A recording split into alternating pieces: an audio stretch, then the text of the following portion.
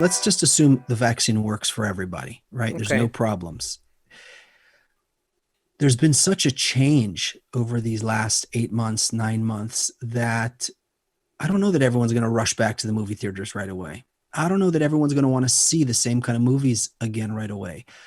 Um, there might be a spike, right as soon as if everyone gets healthy again, that like they go back out. But some of these, I just don't know that same spirit that was in people to consume these things, to go out to the shopping mall all the time, that it's still there. So even if the vaccine completely works, I think that there's been some kind of fundamental change going on in people. Maybe we'll get better, our health will get better, or we'll be out of the woods in terms of getting COVID, but will the vaccine fix the economy? Or, and what does it mean to fix the economy? Will it bring it back to what it was?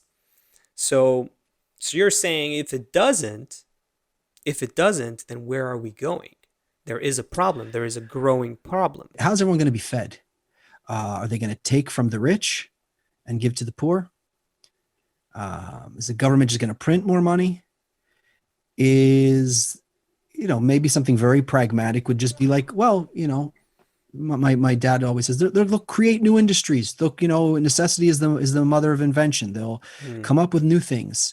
They'll come up with new businesses, new things for people to do. But then there's another thing. We have gotten used to this lifestyle where that has materialism and consumption very deeply rooted in it. This is something that maybe the virus is doing. The virus may be changing people to say, you know what?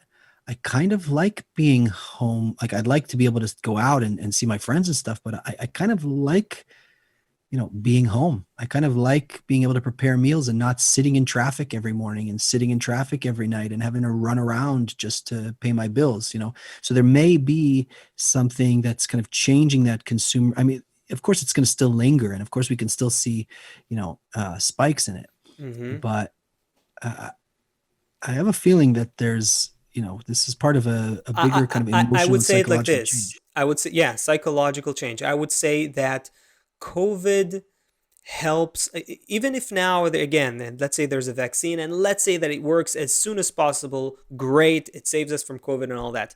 In the last year, in 2020, people went through, they got an opportunity to to question the lifestyle of the 21st century, to question what is it that we're supposed to be doing? Do we actually need? I'm sure that these questions, more or less consciously, are brewing in people. That observation on life from outside for a second, on our modern lifestyle that has consumption at its core, that has work at its core, that has being in traffic, that has this I mean, when you constant. meet somebody, one of the first questions is like, "What do you Yeah, do?" And yeah, basically, that doesn't mean like, "Do you enjoy painting?" or "Do you love playing tennis?" It means like, "How do you earn your money?" right. I mean, that like the Yeah, job was really the yeah. defining the thing for people in the the modern world. When you're asking the question, what do we do now with all of the people who need help, who are going out of work and that work is not necessarily coming back? There's it's We need to couple this with another question, which is what has happened to people as well. Are we sort of starting to a little bit push away, or at least question the lifestyle that we had before COVID?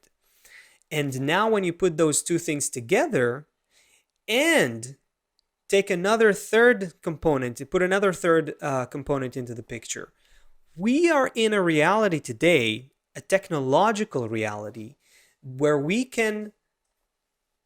technically, we can feed, house, and clothe people and give them medicine and give them education, even without that much of a problem. Technically, this can be done. It's not the economic model.